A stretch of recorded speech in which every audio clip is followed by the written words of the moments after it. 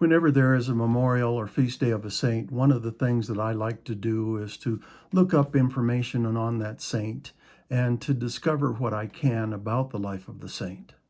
Spending time looking into the life of a saint becomes spiritually uplifting to me.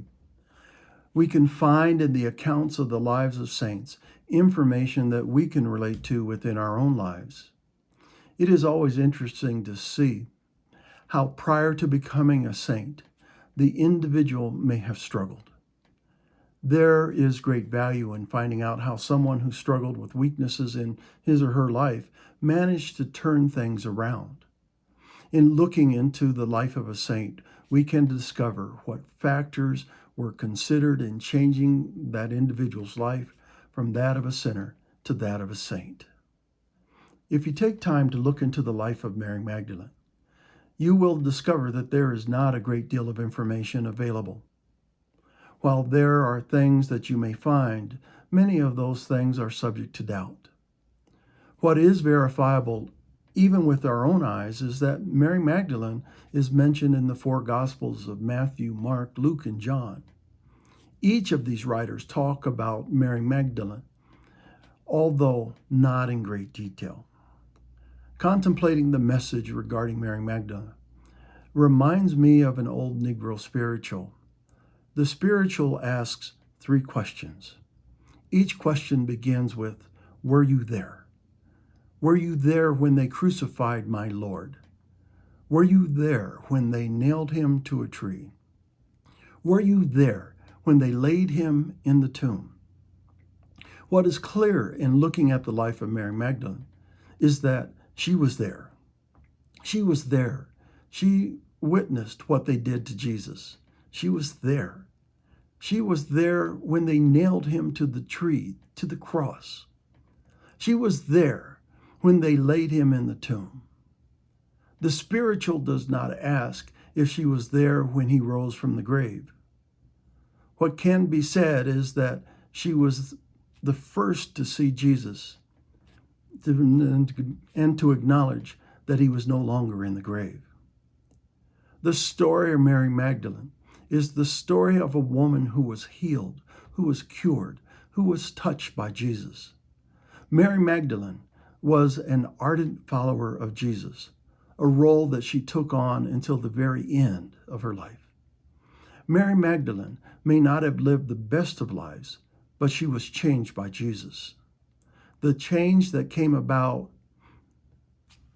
enabled her to witness the horrid treatment of Jesus, enabled her to watch him die, enabled her to keep watch, enabled her to be the first to become aware of, by peering into the tomb, that he was no longer there.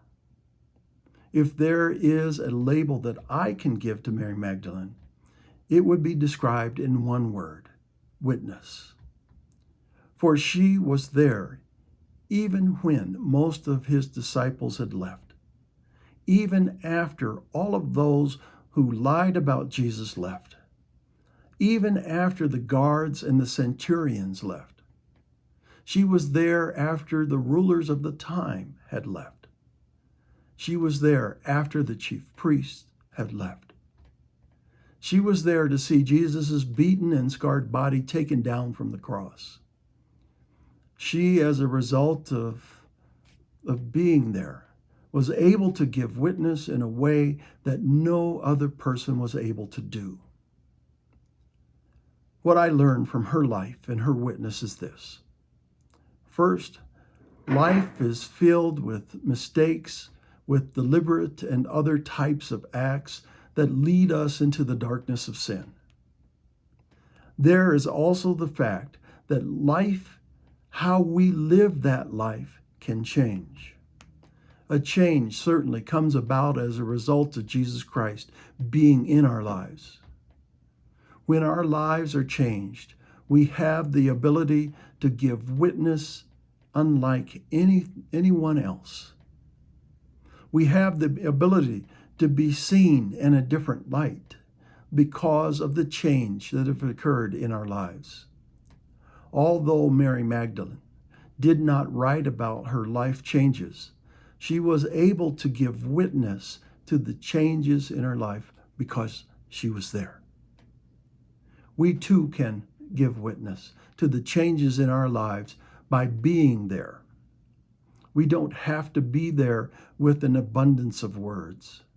We don't have to be there with miraculous deeds. We don't have to be there in the face of others or by making bold public statements. We are there when we can bring the relationship of our life with Jesus to the forefront. We are there when we recognize Jesus as the source of our lives.